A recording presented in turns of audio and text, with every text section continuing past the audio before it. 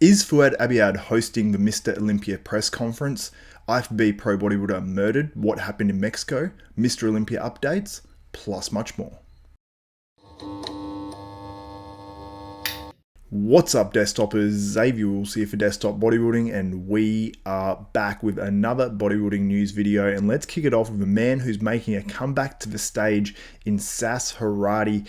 Was always such a big fan of this guy's physique, and if you don't know him and if you haven't seen him before, this is what he looked like during his competitive career. Absolutely stacked, really complete bodybuilder as well. Doesn't really have any glaring weaknesses, at least that I can see, and I think that he's actually overlooked in some shows as well, including the New York Pro.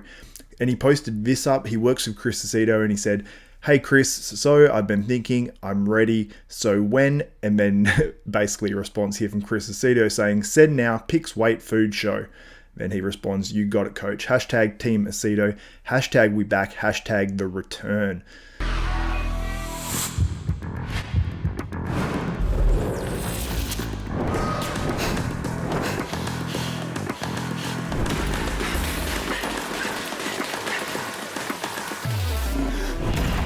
So very excited for this return to the pro stage, and I think he's going to make some big waves, and I think that he's a guy that could definitely qualify for the 2024 Mr. Olympia.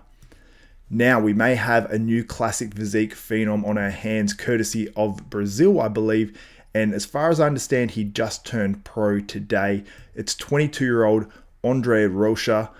Crazy legs. Now, the legs could almost serve as a disadvantage to this guy because legs take up a lot of weight on the physique, and obviously, as we know, classic physique is weight capped. Now, the weight cap is higher than it was in previous years, but not so high that you can continue to grow those legs and reach the top of the classic physique class. He just needs a bit more muscle on that upper body, and he'll be very competitive in pro shows and potentially could qualify for the 2024 Classic Physique Olympia. But let me know your thoughts on this guy and how high do you think he'll go during his career. Now, we've got updates here from Keone Pearson, obviously prepping to try to win that 212 Olympia title. I'm a big fan of Keone. Like, his physique is just wild, and he's won shows when he hasn't been the most conditioned guy in the top 2 or even the top 3, based on that crazy structure, the tiny waist, how he flares out.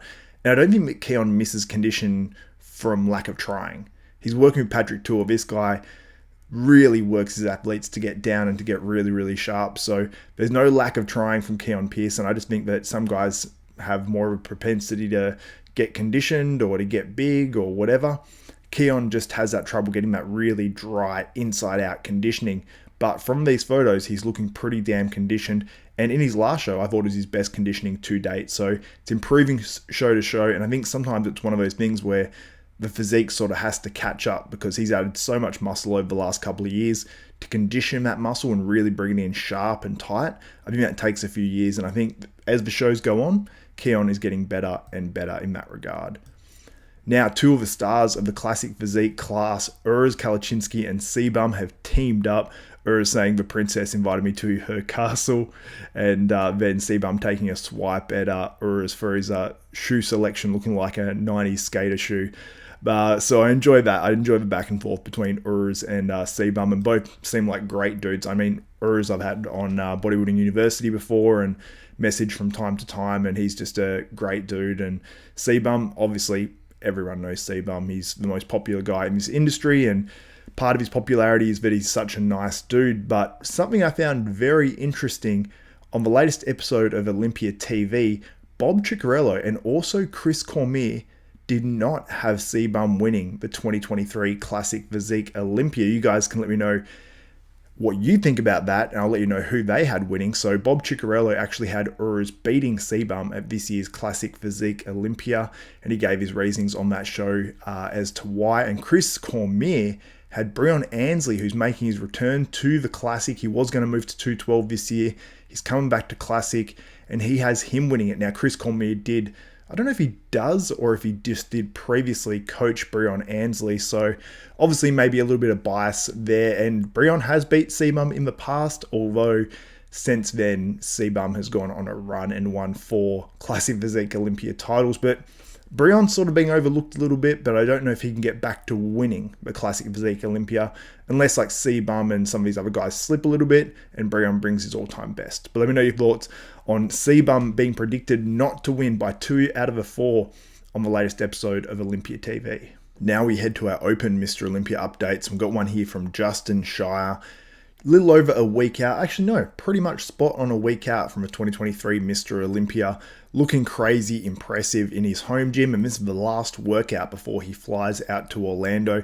And in that side tricep, you can see that dry detail through the delts, which makes me very, very excited for Justin's possibility to push towards pushing into that top 10 of the 2023 Mr. Olympia in his Olympia debut, no less. And let me know in the comments, do you think Justin Shier can place top 10? Now let's move on. Hunter Labrada, who posted up this leg video. And if you're wondering if Hunter's slipped in his conditioning from previous shows, I don't think so. He hasn't got the full striations in the quads, maybe as much as he did at his previous shows, but I'm not sure what he's just trained here. I should have probably looked that up prior, but as you can see when he flexes those glutes, that is dry. And for that reason as well, and I think that's part of a reason maybe why when we see Hunter on stage, and he did mention this in a podcast he just did on the Bodybuilding AMA channel, and he essentially said like when he sees the photos versus what everyone is seeing in person, they say it's two different things. Now you can say that's Hunter just saying that, or you can take that as fact, but I've actually heard it from Dennis James, I've heard it from other bodybuilders as well, and people that have been at contests saying that maybe they didn't have, him beating Nick Walker when Nick placed 5th and he placed 4th at the Olympia. But they said in person, like he's a lot bigger and a lot more impressive when you actually see him. And also those fine details on the glutes. It's not like he's got big defined lines in those glutes. It's like it's a lot of little feathering, which in person does show up a lot more. Now, Derek Lunsford posted up a video where he's got about 3 or 4 different workouts in the same video. And he is looking crazy, crazy impressive when he's hitting these most musculars. To me, it looks like Derek holds a little bit of water just naturally. So I don't think that he's pulled all his water out yet. And I'm sure once he does do that process, he's going to, sharpen up, get a lot tighter. And he does look pretty conditioned when you compare it to last year's Mr. Olympia. And it was enough to take points off Hardy Chupin. But in the front double bicep, and I've seen other people point this out as well, he just doesn't look as conditioned. Now, I did look back, he trained arms 3 days prior to this, which can obviously lead to a little bit of inflammation and water in the area, so maybe he had sore arms. But still, that front double bicep isn't conditioned like I think maybe he would want it to be compared to the rest of his physique, because when he turns to the back, he's inside out, but when you see him in the front double, not as much. So let me know what you think in the comments below. Will this shot and some of those other front shots hurt Derek Lunsford in terms of conditioning enough for him not to win the 2023 Mr. Olympia, and thing that might stop him from winning that 2023 Mr. Olympia? Because from the back, it's lights out. From the side, he can be very competitive. From the front, he can be very competitive as well because of the crazy structure and just the frame. Once he opens up into that front relaxed or front double bicep, it's freaky and it can overwhelm you. And if that was really conditioned in those shots, it would be a hands down victory for me for Derek Lunsford winning the 2023 Mr. Olympia. But for me, that's the only thing that can actually hold him back at this stage. Now, is Fouad Abiad hosting the Mr. Olympia press conference? So I've got a bit of a clip from Mr. Olympia TV and Tarek El-Gindi, and also one here from the latest Fouad Abiad Bro Chat podcast. So let's listen to what Fouad has to say about his potential role in the 2023 Mr. Olympia press conference. I think I was asked to do the press conference at the Olympia because they're changing the format. I think back to, I don't know exactly what they're doing. They haven't told me. I think they're not doing what they did the last couple of years with like the kind of like everybody got on stage and like shit talk each other. I think they're going back to like just a Q&A with like the bodybuilders sitting there, which is awesome because that's, I think, what people like more. And as far as I've been told, they're having like a few people ask questions. They asked me to do it and I said I would love to. So I'm waiting to hear back.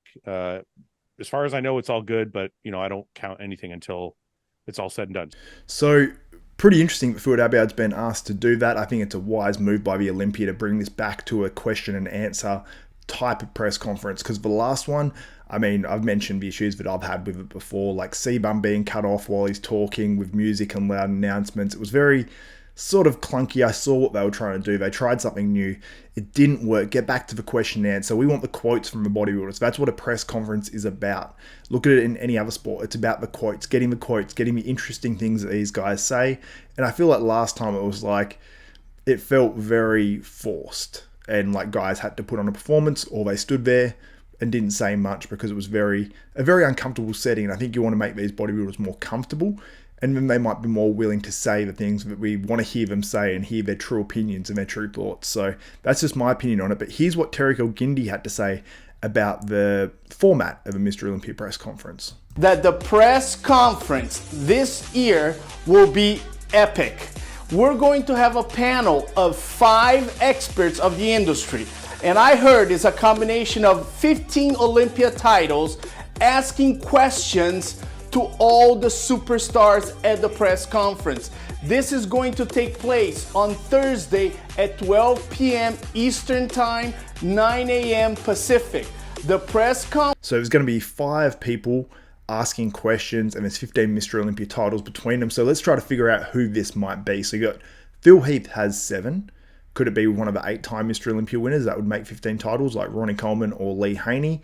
Or will we see like Ronnie Coleman and Jay Cutler that makes up 12 Olympia titles or so, doesn't it? Yeah, 12 Olympia titles with another 3 individual winners? I don't think so. I think it's going to be one of those 8-time winners with Phil Heath doing this and asking these questions at the Mr. Olympia press conference, which is incredibly exciting. And yeah, very much looking forward to the new format and more back to the original format which we had, which I loved. Some people didn't like it, but I loved it, especially compared to what we had the last 2 years.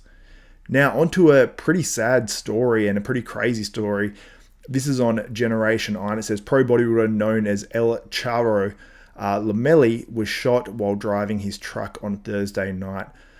So I'll read a little bit of it. Former bodybuilding champion Luis Manuel Lomeli was killed on Thursday night.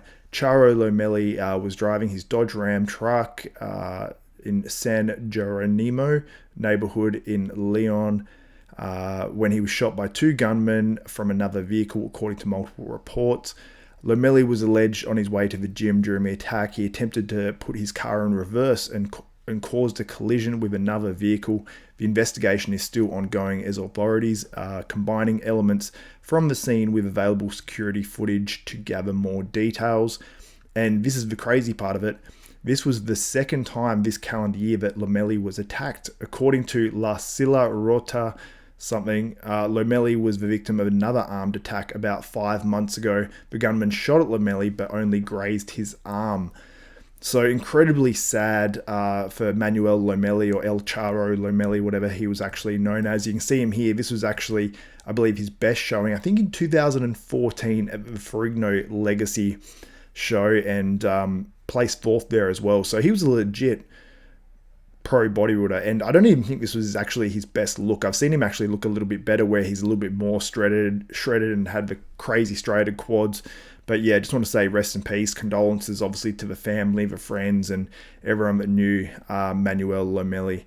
But anyway, guys, that's it for this video. If you did enjoy this content in this video, give the video a thumbs up, smash that like button, also subscribe and hit the notification bell button. That way you'll be notified of every video that goes up from myself, Xavier Wills, at Desktop Bodybuilding, including all my 2023 Mr. Olympia coverage, and I'm going to have a ton of it coming your guys' way as well. So that's it for me. My name's Xavier Wills. This is Desktop Bodybuilding, and we are out.